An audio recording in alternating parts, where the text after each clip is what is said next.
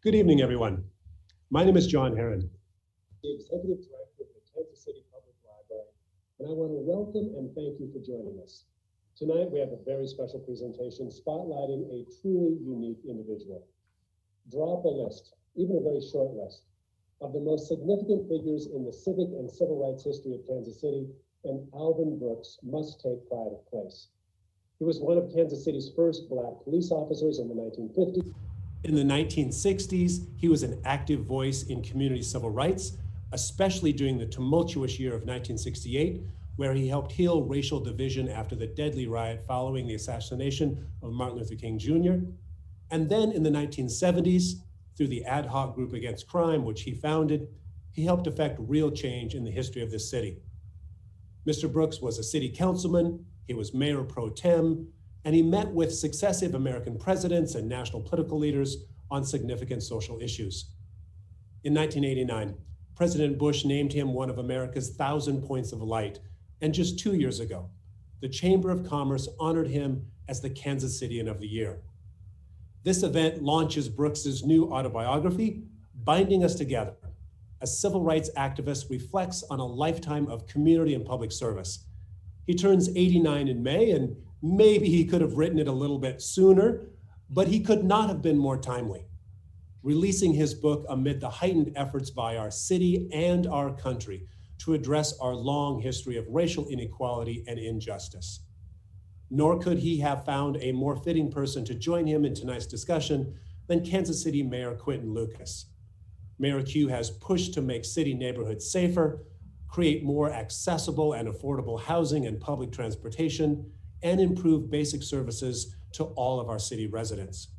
He leads a new wave of young local leaders who have taken up Mr. Brooks's mantle of public service and commitment to building a community.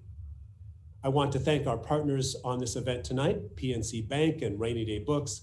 PNC has generously supported a series of programs in February, including this one, marking Black History Month. We invite all in the audience to submit questions during the presentation via the chat box, and Mr. Brooks and Mayor Lucas will get to them later in the program. Alvin and Quinton, thank you so much for being here. I want to say thank you to you, John, and thank you to all of our partners in tonight's conversation. The Kansas City Public Library is known for outstanding conversations, has led many over the years, and I've attended many, but I don't know if there are many that tell the story that is so Kansas City about such a great Kansas City as we have today with Mr. Brooks. So I will start with this short vignette. I was 10 years old. We're staying off of 59th in Indiana. My family moved probably every 6 months or so. And for those who don't listen to KPRS radio, there's a hot 8 at 8 on at night. My sister was a senior at Metro Tech High School. My other sister's at Westport. And we hear Mr. Brooks talking. Who is this man? Who is this man who cares so much about his community? And what inspires him? That is the subject of our chat tonight. But I'm going to start at the back end of things. And Mr. Brooks, you have had stories to fill up volumes and encyclopedias before. You have shared many. Why now? Why write this book about so many accomplishments, so many challenges, so many things in your life? What got you to focus on writing this book today? Marcus, thank you so very much for your joining us this evening, and thanks to the Kansas City Public Library and Rainy Day and another entity that's was there that I didn't catch it, but all of you who have partnership for this evening's viewing. Mayor, this was a journey for me. I think when you go through life, if you're really serious about your life and you look to the Creator for some direction and you turn to those who supported you, and you find out that there is a mission, you find out that somewhere along the way that you have a job to do. Not an 8 to 5 or whatever the case may be, but a job in terms of your relationship to the community in which you live as well as humanity. And I found that early on as a teenager, working there was a fellowship house at Independence Avenue in Paseo at the time, and they had a youth group. And the youth group, sometimes only 2 members, and the 2 members always left was a friend of mine, Fred Sachs. Fred was Jewish and taught me so much about Judaism, in fact, a lot about Christianity. And we were friends, not associates, friends until his death. We were born the same year, just about 4 months apart. And Fred and I did a lot of silly things, I guess, at that time in terms of challenging, sitting in and I eating before they came to put us out and that kind of thing. But so I felt that I was on a mission, not only for myself and my family, but for my community, for the city after I became older.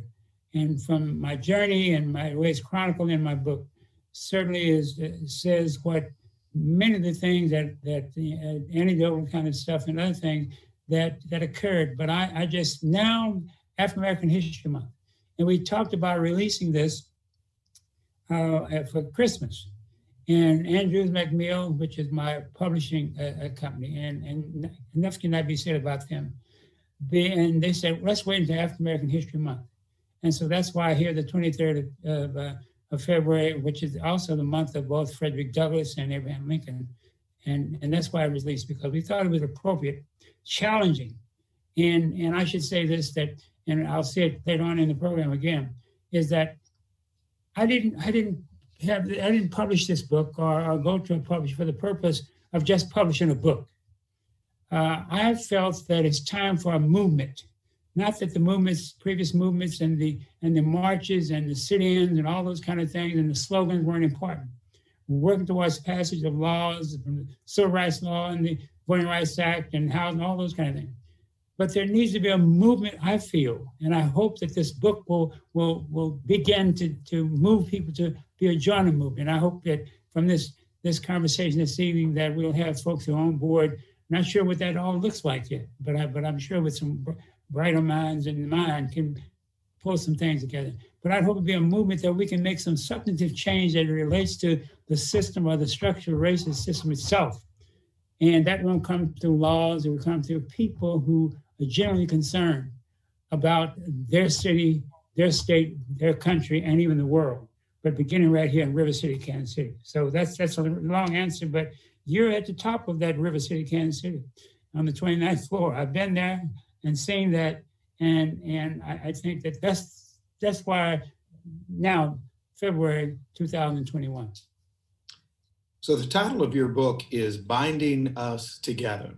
But if we go through your life story, you see many situations in your own life and in the lives of those who preceded you, where often society shunned them. When you talk about your birth mother having to move towns, going to Arkansas, when you talk about getting an opportunity here in Kansas City and seeing where the limits were, what has made you from a young age, and you could see in your story, a young man who saw positive opportunities for him? There are some, Mr. Brooks, and we deal with it every day, whether they're 19 or 89, that see a lot of negative. You always saw positive, you saw opportunity. How did you see that in the 50s and the 60s? Well, I guess I said you can deal with things, and this was before Dr. King and the nonviolent movement, because I certainly had an opportunity to be violent. The things that happened to me as a young Black male here in Kansas City, from 8 or 9 years old, being the way I was treated by police when I was with my white friends. When we were looking for pop bottles to sell, 2 cents a piece to get a nickel to go up to Velvet Freeze at 31st and Indiana to get an ice cream cone, but I couldn't go in to buy the cone. I had to give it to my white friends so they could bring the cone out to me. When my mother and I would go downtown, and the only place that if you were Black could eat was at Kresge's at 12th and Main, right off the alley there inside, a couple of stools there, that segregated hot dog and that segregated Coke. And I think all of that together could have said to me, you ought to be angry, mad at everybody that doesn't look like you. But I guess through my parents, my adopted parents, the Brookses, in my faith over time in the fact that there is a creator and that all of us are made in the likeness and image of that creator. If you read the Torah and the Bible, it says that. And I think I latched on to that, and it meant something to me more than just reading it on a Sunday if you're Christian or on a Saturday if you're Jewish. And it had meaning to me, and I began to live that. And neither of my adopted parents were really churchgoers. I only remember my mom going to church one time at a funeral of a dear friend of hers. But I had neighbors that took me in to Sunday school and the church. And all that, I think, was intended by the Creator to have an impact upon my thinking and my actions. And so from all the way through, even the police department, even after the police department, even after City Hall, been the first African-American department head. And the relationship that I started out very negative with my peers, who were all white men. And then over time, we developed a relationship that was respectful. So I think that my mind was kind of that I'm going to do this. I'm going to try to make a difference.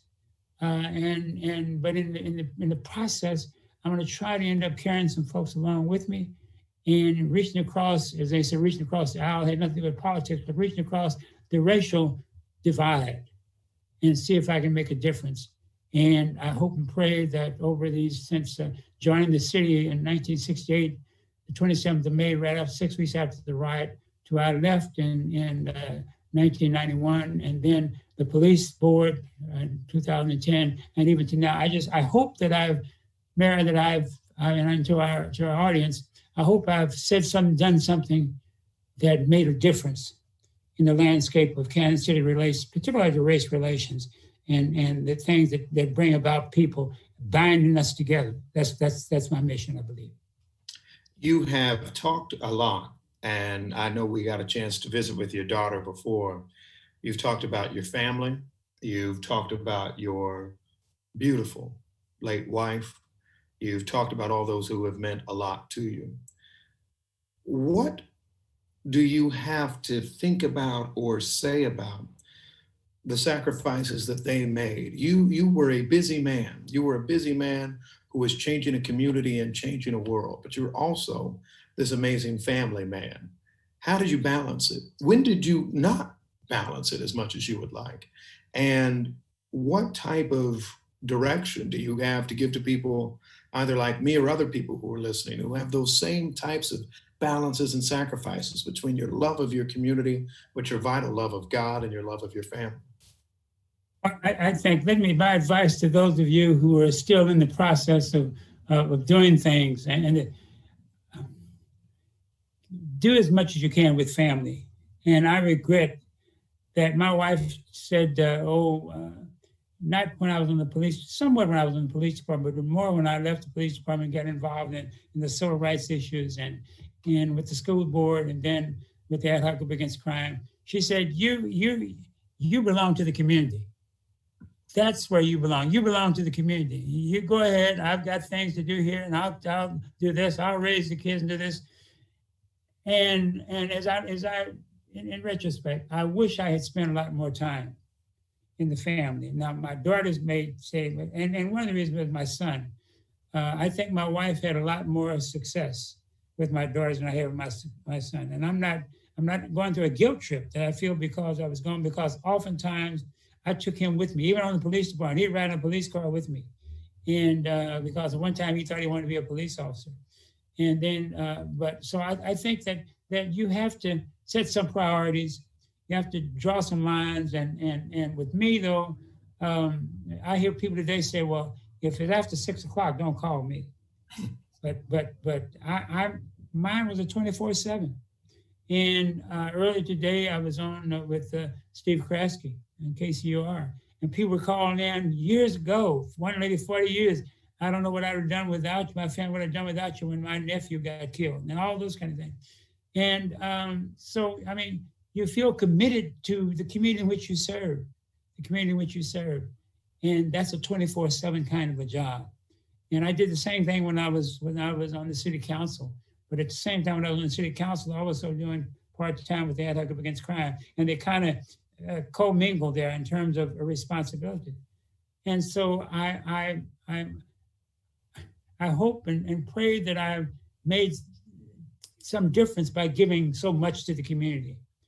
And my family began to understand that and supported me in that. And you've got to have a support system back there at the ranch, back there at home, because if you don't, you'll get some divorce papers pretty soon. But my wife accepted that, and she and educated. Dad is going to do this because the community is his life, and again, it was my life. But I also love my family. I love God, and we went to church every Sunday. Took the kids with us, and I made time for them, for trips and things. But I wish I had done more. But now that's behind us, and I just hope that, and they understand. As you talk to the 5 daughters, they'll tell their stories, but they'll agree that Dad was there when we needed him, and took us places that fathers take their children, and did things with them. So, but I just say be very careful, and decide how much you're going to give to family, how much you're going to give to community. And sometimes there'll be conflicts, and you'll have to make a decision. And unless it's an emergency, I'd suggest you on the side of caution, go with the family. Absolutely. You came out of Lincoln High School, Lincoln Junior College, to be somewhat provocative. And I know you've heard this, I hear this, many Black people do. You will have people talk about sometimes how things might have been better back in the day, when we supported Black businesses, when we lived in our own neighborhoods, when we had that culture and that community all around us that was supportive. How do you usually answer that if somebody says, I thought things were better when we had these strong community engagements and involvements in institutions that were all our own, as opposed to as integration has diffused our community, as you look right now at our Black diaspora, even in this area, that's in all types of suburbs and other neighborhoods. How do you answer that commentary? Well, I actually, my diploma says RT Coles. I went to both Lincoln and RT Coles because I wanted to be a great musician. I played a saxophone and trombone, and I wanted to be a great musician, like Lester Young on the tenor, can't think of my trombone player who was my idol at the time. But I wanted to be a great musician, and RT Coles, which was a vocational school, had the best orchestra band. I played in the jazz band and the marching band, and then the orchestra. And so, but I took classes at Lincoln. Then I went to junior college, and of course, all Black, both high schools and junior college. And we had Black history every day because our teachers knew what the future was going to be like for us. They knew what they had come through, but they knew that after their generation transitioned out, we would still be saddled with those same racial and situations.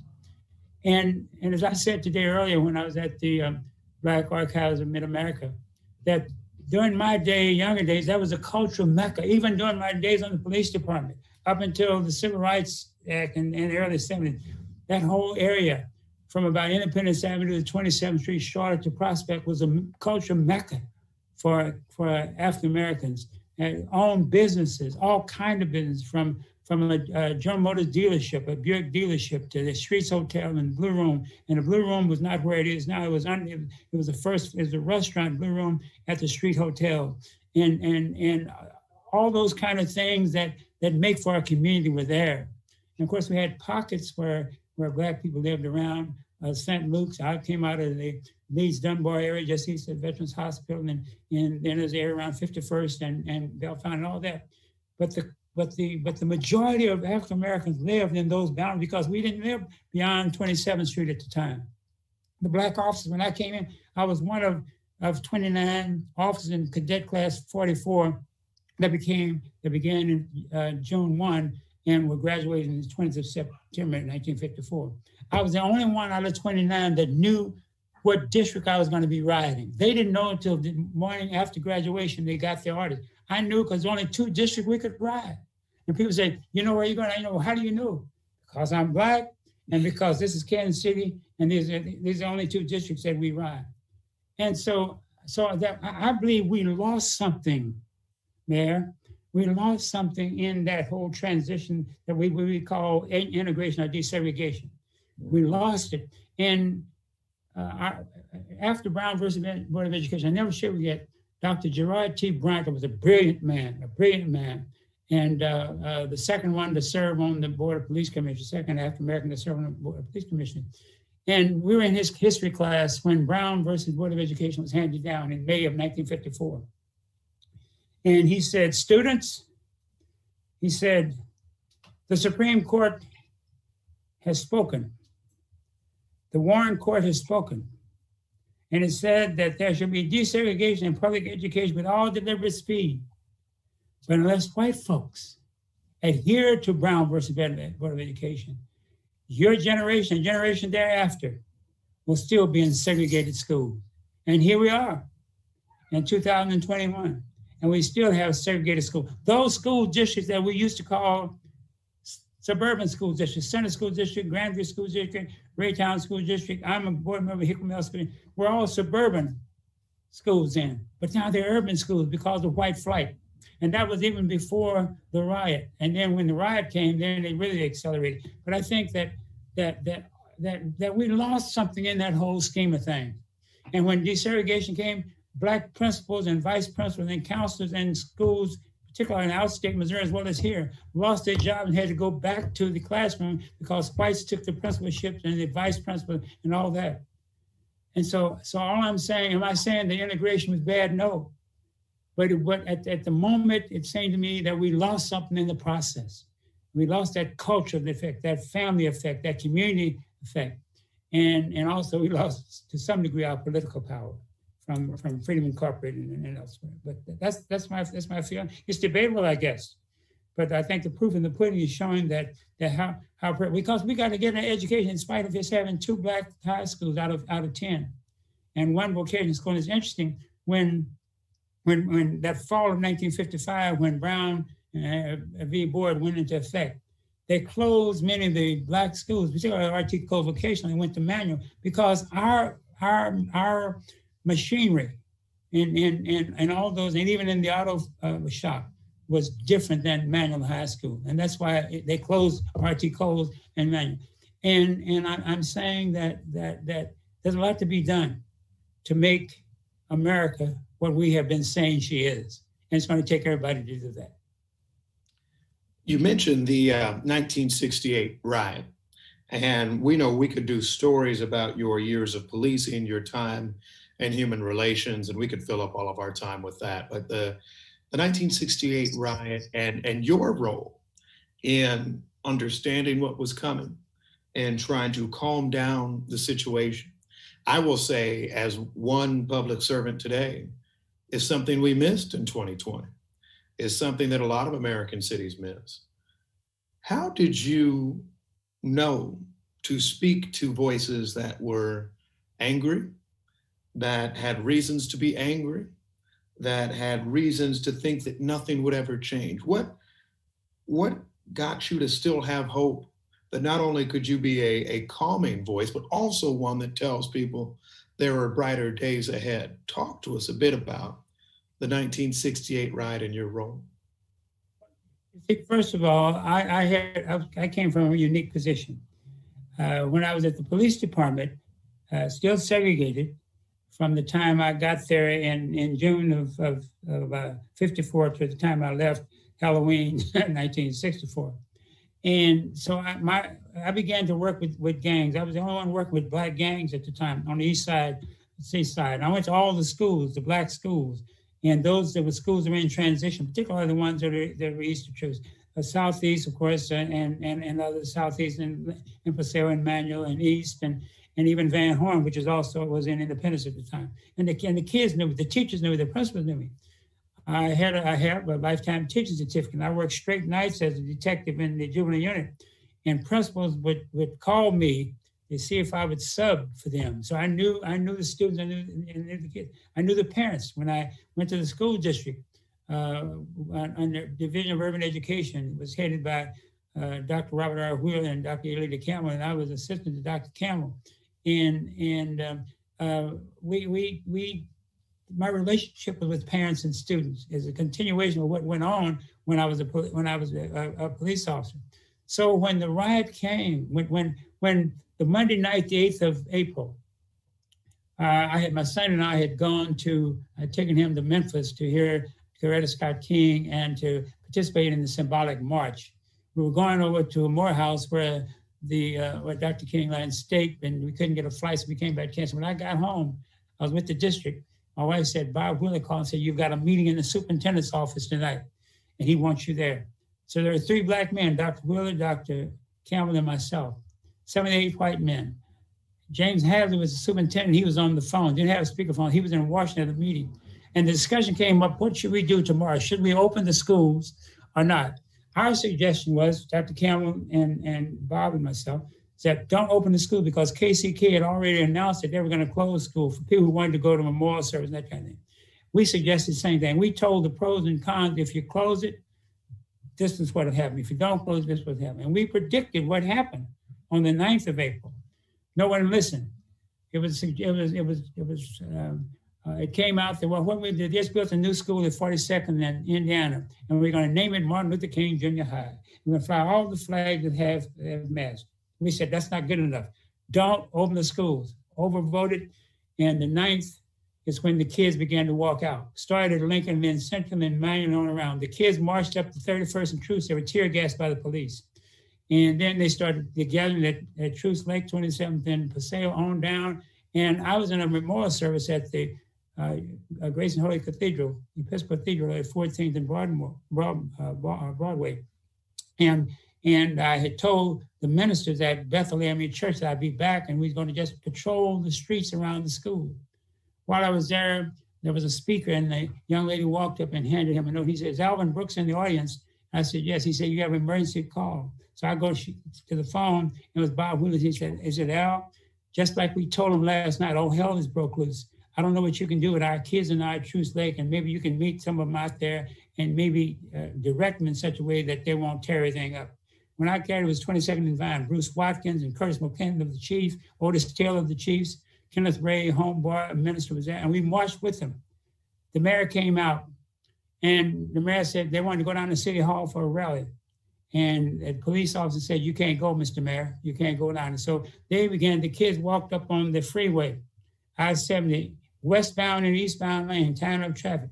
When we got to City Hall, the mayor spoke, Lee Bohannon, the community active group over Black Youth of America spoke, and I was the last speaker. But I knew now we were talking about over 1,000 kids. The state troopers were there, police were there with batons in hand.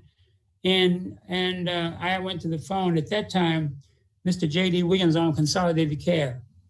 And he also had the busing contract with the school district. And I got inside City Hall and made a call. I said, Mr. Williams, something's going to pop off down here. Too many kids, the police are here, the kids are milling around. And he said, Brooks, how many buses? I said, about a half a dozen. By the time the first bus came, a Coke bottle hit the street, didn't hit anybody. Tear gas went out. The first busload of kids had to vacate the bus because it was consumed with tear gas. An air personnel with Black-owned radio station, KPRS, Johnny O. Frazier, announced over the bullhorn that Father Timothy Gibbons over the Holy Name had said he would open up the Teen Town there in the basement where they had a bowling alley and a jukebox and a little snack bar and all that. The policeman ran through tear gas in the basement and run all the kids out because the kids were taunting them from the outside. And all that started, it brought about the riot. That day, one Black man was killed at 19th and Vine stealing liquor, shot in the back. The next day, the 10th, that was the 9th. The 10th, there were 5 Black men killed, 4 at 3rd and Prospect, one a 15-year-old youngster, McKinney Jr. and his dad, an elderly man. And then the other 37th and Florida going through a barricade trying to get out of the shooting. Well, I give you that background so you know the state of affairs of the city. And John Till was the city manager, Alice Davis was the mayor, strong mayor, a great mayor and a great person, great human being. And the mayor had said, because I was chair of a group called the Council of Racial Equality, and headed some marches and sit-ins and for public accommodation and fair housing. And the mayor had said, as long as he was mayor, when Bruce Watkins and Dr. Thomas tried, there was a Human Relations Commission that hadn't met in over a year. And they said, you need to reactivate that and he had what they call an executive secretary who was a staff person. You ought to hire Alvin Brooks, and Ike Davis said, as long as I'm mayor, he's a militant. He'll never be a radical. He'll never be in city government. After the riot, he changed his mind. Yeah. And I was appointed. I wouldn't take the job unless it was a department. And it became a department of human relations. That's why I got in city government. And then it was my responsibility. I saw, no one told me, no one had any suggestion. How do you tend to at least not allow the gap between black and white to widen anymore, but try, if you can, either to bring it together. And so I spoke around this community, talked about the riot and the cause. And sometimes I got booed. And I used to try to box when I was 9 or 10 years old under Bubba's Weiss, and 11 years old. And I wasn't a good boxer. And Bubba's class always told me, boy, because I got hit an awful lot, and maybe it affected my thinking down my head now. But Bubba told me, boy, you got to move, learn how to move and keep from getting hit. And so when I went out and spoke to these hostile groups right after the riot, I kept walking because I learned from boxing, losing, that you got to move. But I had some success, I think. And I was able to bring together some people from across the community and in the schools that I hope and I believe made a difference in terms of relationship. Now, that was a long story, but I think our viewers, listeners, kind of need to know the little history. And that's in the book, by the way, Binding Us Together. It's more than I've just articulated. So it's interesting that you mentioned that in boxing, you have to keep on moving or else you'll get hit. It seems as if you look at the history of Black communities, not just naturally, but in Kansas City too, it is understanding new challenges and new opportunities. And in many situations, you were there to understand them. And I think you were in some ways one of the greatest leaders in our country, as recognized by the first President Bush, in seeing that our voices could change neighborhoods, our voices could change trends. Instead of hearing the stories about the crack epidemic taking over a city, you elected to start organizations, by this point, with people engaged who were much younger than you, talking to people who were much younger than you, and saying, put the guns down, put drugs down, there will be something different. What inspired you, particularly as we move into the ad hoc years, move up so many of your areas of involvement? How did you do it? And what motivated you to make that change? Well, I confess that my master's thesis was on social organization and social change, the role of intermediary groups. It was my feeling that the system called city government, the system called Board of Education, and the criminal justice entities, police and prosecutors and courts, that ought to listen to those intermediary groups that represented factions of the community. And so when in March of 1977, when 10 women of the evening were killed just in a short period of time, I said, now's an opportunity maybe to put my theoretical model in my master's thesis from UMKC to come into fruition. And so I modeled the AdHoc Group Against Crime based on my thesis, because the time was right, because the African-American community thought that there was a serial killer that was killing these women of the evening. And because of the Son of Sam on the East Coast in New York and New Jersey that was killing the prostitutes or the ladies of the evening, they thought it was here, and they thought it was one or three person were killing. Either they thought it was the John or the police, and the dope dealer. Well, we found out the police were not the ones. A young sergeant named Alfred Lomax headed that squad to investigate those. And he and I conversed about that. We went over those 10 cases. I went on the police department, but we went over the cases, and we could see no reason why any of those was a serial killer. And so I convened a meeting on the 3rd of November, 1977, with supposedly just about 60 people of a broad cross-section of the Black community. And but as a result of that, someone gave and made a mistake and put it on. I was assistant city manager, put it on city letterhead, and that Wednesday evening at 7 o'clock, there were over 300 people very angry at the police and everybody else, and did not listen about whether or not it was or was not a serial killer. And so I saw my master's thesis come into fruition. But what I didn't have in a master's thesis is where do you go after you organize, and after that. And there was further bringing the community together in addition to what had happened in the 60s after the riot. But now you've got to develop a relationship with the police, with the courts, with the prosecutor, with the neighborhoods. And we formed a group called Black Men Together. And we closed more crack houses in Kansas City than the prosecutor or the feds could, because we didn't have to go to court. Just a group of Black men just surrounded the house and said, listen, you got to go. And they left. Now they went to another neighborhood, but they left, and we closed crack houses. So I think that you never know when you start something where it's going to go. You just hope and pray that it goes in the right direction. And the AdHoc Group Against Crime went in the right direction, and we're still ad-hocing it. Damon Daniels is a young man who heads it now, and I've been going now for 6 years and never looked back. I try to stay out of his way and let him run the organization. But I think it was that vision that I had, based on that thesis, that I was able to put all that together and pull together a successful organization that served the community. And then when you talk about moving into, and you've always been engaged with media, but you became in many ways a media star, right? We knew our DJs, we knew everything that was going on, but we also knew Mr. Brooks.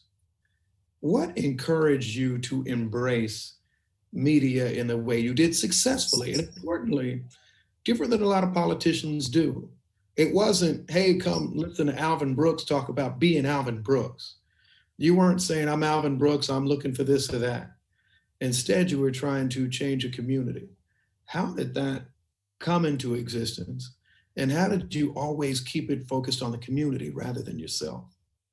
Well, I never jumped in front of a camera or got to a reporter and said, listen, you need to write this about me. But I was fortunate enough to join with others, to do the kind of thing that brought attention that the media liked to report on. And even when I was at the police department, the man had been convicted of murder. And he kept writing to the prosecutor and to the judge and to the police chief, and no one believed him. And for some reason, I happened to see it in the Black Weekly paper, the Kansas City Call, where he'd been convicted. And I found out from two persons who actually had committed the murder. And after working with it, the police, I had to do it on my own time because no one in the police department believed it, but I did. And eventually got the information that got him back and charged, and he was exonerated of those charges. He'd been found guilty. And there was a big article in the paper. That was the second time I appeared in the first time, I think. And a little article mentioned Patrolman Alvin Brooks had done this, but my captain got promoted to major. Another time when there was a police officer named William Quinton was murdered. And I was the one who, by a young man that I knew, and that he helped grow up and helped his family. And I chased him in a car, and he held up behind a liquor store at 16th and Virginia. And I had a spotlight on him, and two of my white colleagues emptied they were plain clothes, emptied their guns as he was trying, and I had my spotlight, and he was trying to go over the fence, and they was trying to shoot him. They said, shoot him. And I had the shotgun, and I didn't shoot him. And I never shall forget what the major, who came up to me and cursed me and poked me in my chest and told me I was a no good so-and-so, and that was my last night on the police department because you should have shot the bee. You should have shot him. And something came out on me that night, and I was a month from making probation. This happened the 5th of May, 1955. And I was a month from making probation June 1. And something had me to look I was about 4 inches taller than the major, a couple inches anyway. And I looked at him dead in the eye. All the officers were crowded around because they had said that Brooks had a chance to shoot him and he didn't shoot him. And I said, Major, you or nobody else can tell me when to kill somebody. And I walked away. And I knew that I was going to start looking for another job the next day, but it never came up again. And I did my days. But I think that and the media wrote about that and other things. But as I say, I never call somebody and say, hey, you need to write about me. I ran in from a camera and said, hey, I'm ready to talk to you. I think it was the kind of things that I did, with it sometimes a little unorthodox and sometimes borderline. I mean, they're never illegal, but ethical on the police department in particular, when you read about the 3 Bs in the book. And so I developed a good relationship with the media. And I always did this. I always told the truth to them. And I never said anything off record. I had one of the reporters at City Hall told me, Alvin, never say anything off record to a reporter. And I learned that. And once in a while they said, this is off record. I said, no, I don't want it to be off record. I'm going to ask you to let it be on record. And I think by being honest and upfront, and if you didn't want to tell them, you just say, I can't talk about that. I don't have any comment about that. But don't lie. And then they catch you in the lie, then they won't trust you. And then they'll be writing some stuff about that you didn't say sometime and make you look bad. So that's I've always, and even today, the same thing. I have reporters that call me all the time about certain things. If I know, I'll say. If I don't know, if it's a guessing, I'll say to the best of my knowledge and go from there. Advice that everybody in politics should take, by the way. I wish I would have listened to that before I got into the game, because that's some important stuff right there. Never off the record, important thing to remember. I have a few more direct questions for you, then we'll invite the audience in. One of them relates to your political career, and it is interesting. You have changed so much, done so much, met so many people, and worked with so many mayors.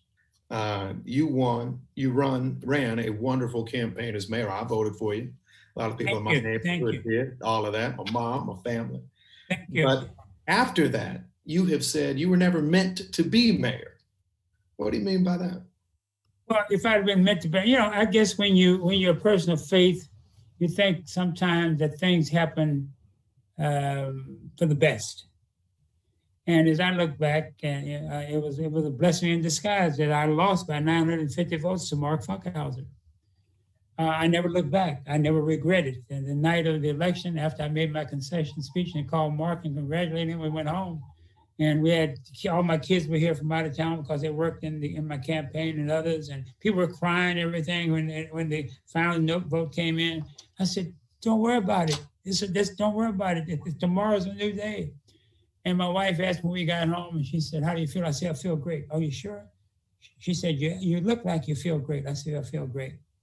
And she said, are you sorry you lost? I said, no, it was a blessing in disguise. That was the reason that I lost. And not only a political reason that I lost, but there was another reason that I lost. And that's only between me and God as to what that was. But one of the things is that even if I had won, and maybe and the Creator saw this and I didn't see it, I would have had, that was 2007. So now you in another year or two, you had to start campaigning for your next term. And so I knew that was 2007. By 2009 or so, I'd have to start campaigning for a next term. And so happened in 2011. Both my wife and I came down with cancer. Mm-hmm.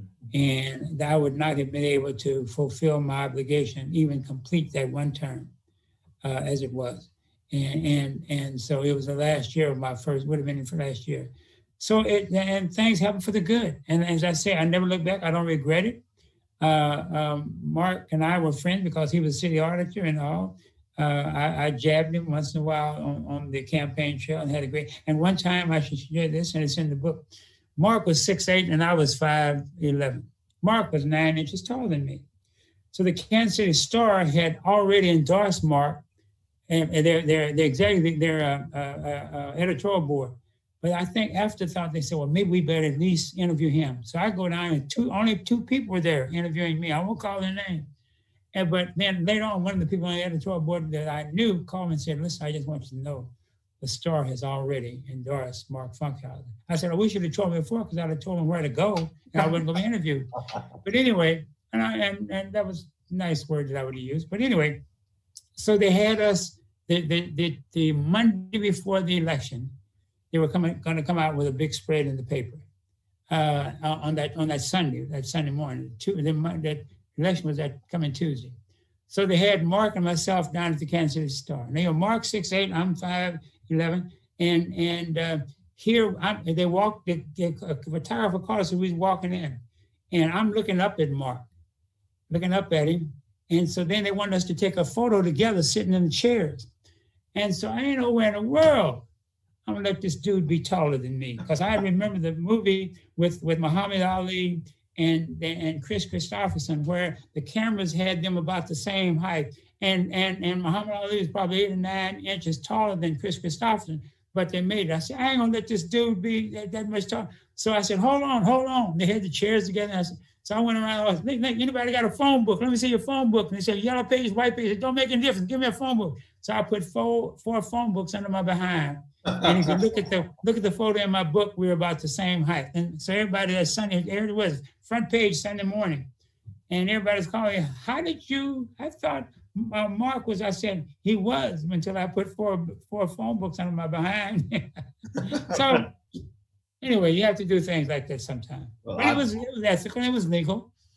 Absolutely.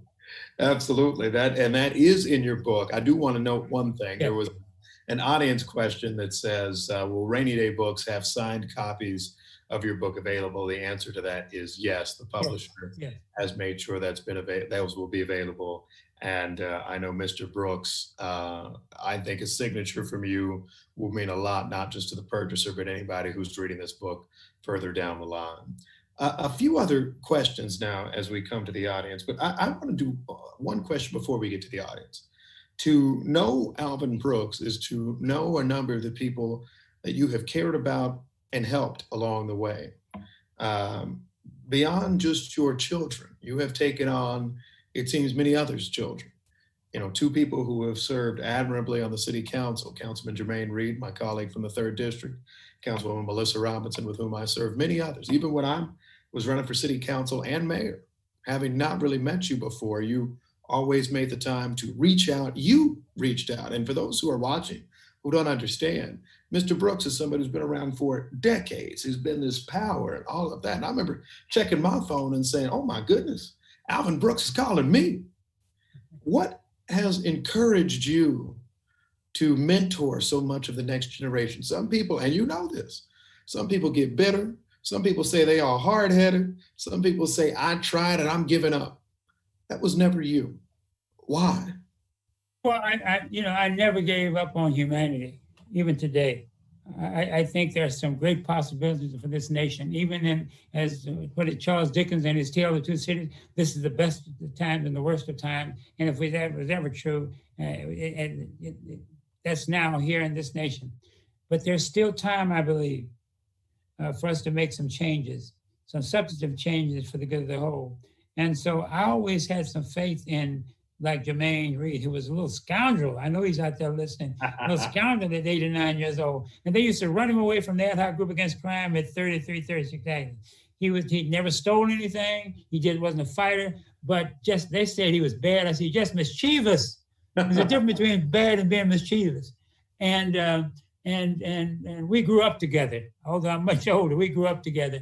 And I took him under my wing, and he you know what he is today. And great young man, articulate, and bright, and someone who's highly respected in the community. And he and I have this grandfather sort of grandson relationship. And Melissa, who at 15 or 16 had her issues as a teenager and came into the AdHoc Group Against Crime, and the ladies took a loving and liking to her. So did I. My wife was involved with her as a mother when she lost her mother. And I began to get them involved in broadcasting. At that time, I had a talk show, and we broadcast from the office at 3030 Truth. And another young man named Reed, if his first name escapes me now, they spell it different. Jermaine is R-E-E-D, he is R-E-I-D. And he didn't want to go on there, but I taught him how to set us up and get us on there. And so we practiced. I had Jermaine and Melissa practicing with this big PA system we had. And eventually I would integrate them, and then eventually they took over the show. But you have to have faith in folks, and you never say never. You never say, there are times when I thought that I could help someone, and it didn't work out. But the majority of the times in working with, in particular young African-American boys, because I know the difficulty it is for little Black boys in America to grow up to be men. I know that because, and I knew how difficult it was for me, but my mom and dad and neighbors and all helped me and my peers to do the right thing. And I knew that although when I began to work with Jermaine and Melissa and other young African-American males in particular, I knew the struggle was going to be for them. And I did everything I could to let them know that people are not expecting you to do the right thing. They expect you to be a thief. They expect you to sell drugs. They expect you to carry a gun. They expect you to be in gangs. And they expect you to wear your hat one side with the tag, which means that you stole the hat. But it was a fad. So what you do, take the tag off the hat. So and this kind of thing. And it had some successes at that. And I think that was a good feeling for the Jermaines and Melissas and many others who were not as notable as the two of them are and involved as much as they are, who said to me, Mr. Brooks, if it weren't for you, I don't know where I would be. And that's a good feeling. That's what makes you feel good. God, thank you. And it makes you think that your life has not been wasted, and that you did accomplish something in this whole scheme of things of life. Well, I will tell you this, that, and I'm learning it quickly from some people who already tell me this because they don't like me that much. Mayors come and go, right? But you've been around for a while, and I think your legacy is seen throughout our community. We have about 8 minutes left, and I have a whole lot of questions.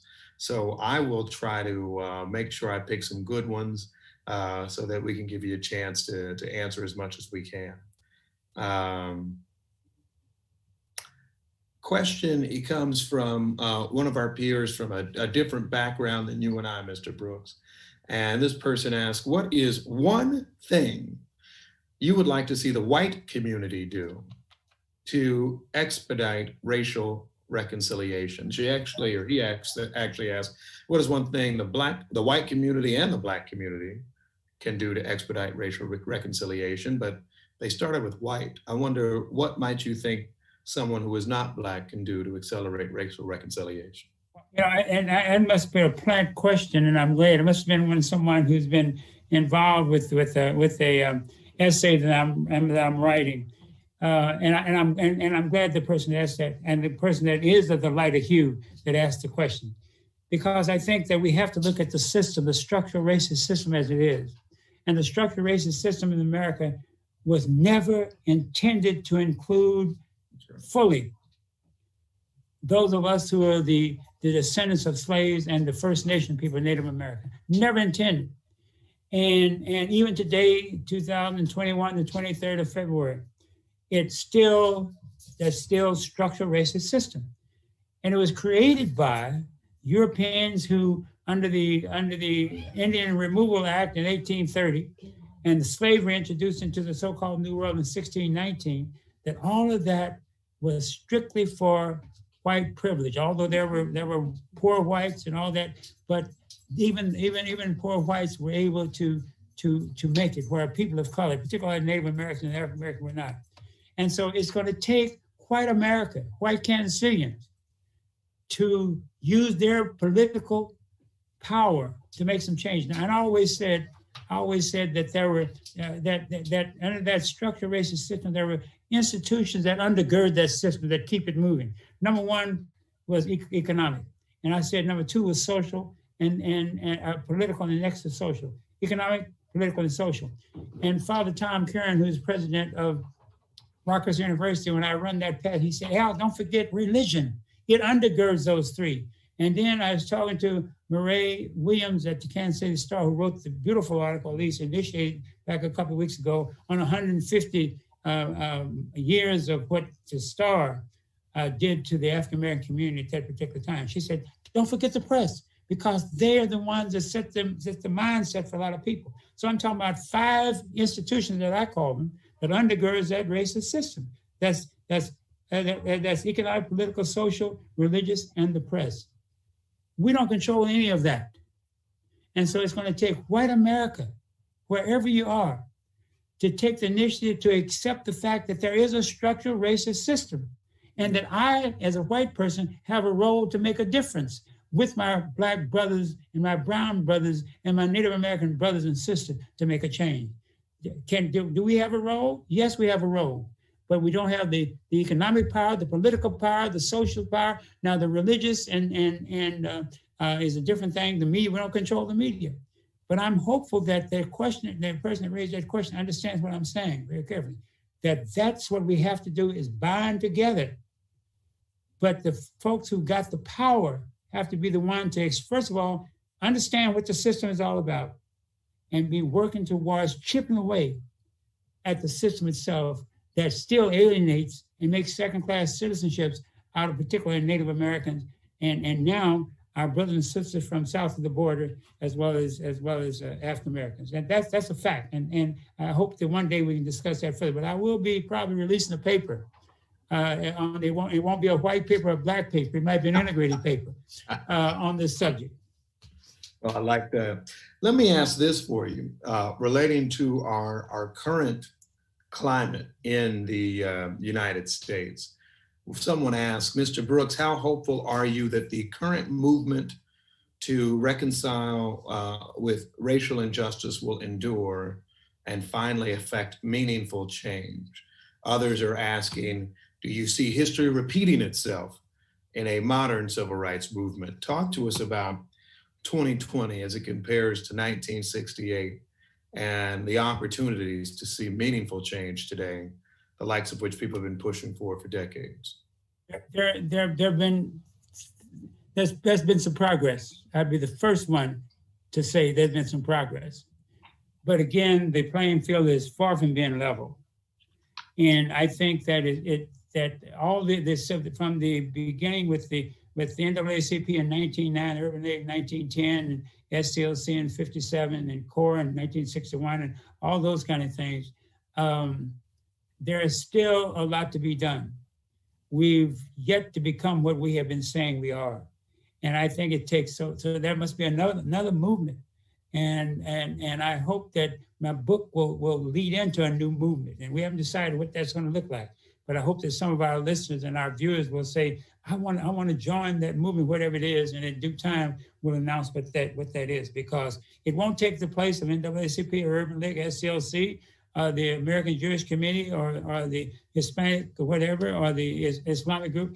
But I think it'll be a conglomeration of all of those that will look at where we are and where we want to be over time and work together to get that. But again, I've got to call upon my Caucasian, my brothers and sisters of the lighter hue. I've got to call upon them that it's time that you recognize that the playing field is not level, and it's up to you to help level that playing field. With regard to the day, the 2020, I think that the new techniques, because the laws have been passed, and yet there's not acceptance of each other across racial lines. In little pockets, yes, exchange programs, yes, but overall, there's still a lot to be said, a lot to be done. And I think binding together that we can do that. But first of all, we got certain things we got to recognize, and don't get defensive, don't get angry, don't begin to talk about that. Accept the fact, look at where we are. And that discussion must go on, it seems to me. I'd like for Mayor, before my daughter's on the other, she has a quick announcement. Carrie, you there? Carrie, can you make an announcement real quick? I lost her. She was supposed to make an announcement about this as a continuation, but go ahead. Carrie, can you make an announcement real quick? Unmute yourself, please, go ahead. Hi, Dad will be answering. He'd like to follow up on the questions that he didn't get to answer, and we'll post the answers on his website. And you can also sign up to join further discussions on the website as well. And his website is www.bindingustogetheralbrooks.com. Thank you so much. Okay, Mayor, we're back to you. We can close it out. Hey, I will close it out with this, and I'll give you the final word. But when one looks at the end of your book, you talk about the good fortune you had, and you quote the Black American guitarist Albert King, who said, "If it wasn't for bad luck, I wouldn't have no luck at all." Then Mr. Brooks goes on to write, "But I feel so lucky. From a sickly child about to die, saved by goat's milk, to now at 88, knowing I've helped so many other people. The good fortune has always outweighed what I call the quote, other fortune." What else do you look to do? Well, I don't know. I'll have to talk to my 5 daughters and then and God and in reverse order and see. But this God has been good to me and everybody else. Kansas City has been good to me, and I hope that I've had done something, Mayor, and to our viewers and listeners that have brought about some change, some significant change about that. And I'd like to close, if you mind. My mother, every time something happened to me as a young person, as a young Black person that was discriminatory, she didn't never use the term racism, but she knew about segregation, discrimination. And I remember one incident with the police, and we don't have time to go into that, but that was an old lime green rocking chair that she'd rock in. And she'd also have the Bible there. And when the incident happened that she heard about, that where I was treated wrongly because of the color of my skin, and one incident where the police were involved, and she called me and had me get down on my knees. I was 19 years old, put my left side of my head in her lap, and she'd pat me on the right side. She'd read something from the Bible, sing a little bit of Precious Lord, Take My Hand, and sing this prayer, and I can hear Mama right now saying this prayer: God, help my baby to become the kind of man that you want him to be. And I don't know whether God and my mom and all, if they are saying you've done some of what God and I wanted you to be. But I hope and pray that I have done that with the help of God and the help of my adopted mother, my family, my kids, and my wife in particular of 63 years. I hope that I've done something that the Creator and others wanted me to do and wanted me to be. I think it is easy to say for all of us in Kansas City, those who have passed, those who are coming in the future, and those of us today, that you have certainly done that. And we've been lucky to have you. Mr. Alvin Brooks, thank you so very much. Thank you all for participating in our conversation. As I understand, those of you who are interested in continuing the conversation may stay on the line. But in the meantime, I want to say thank you to you. I look forward to asking Mr. Brooks for a lot more advice over the rest of the time that I'm mayor. And we thank you, sir, for everything you've done. Mayor, thank you for moderating this, and thanks to Certainly Rainy Day and the Kansas City Public Library and all those that made this happen. And thanks to all our viewers and our listeners for being on the 23rd of February, 2021. Absolutely. God bless you all, and you all have a wonderful evening. The website is Binding Us Together, Al Brooks, all one word, Binding Us Together, albrooks.com. Thank you, Mr. Brooks, and thank you, everybody. Bye-bye now.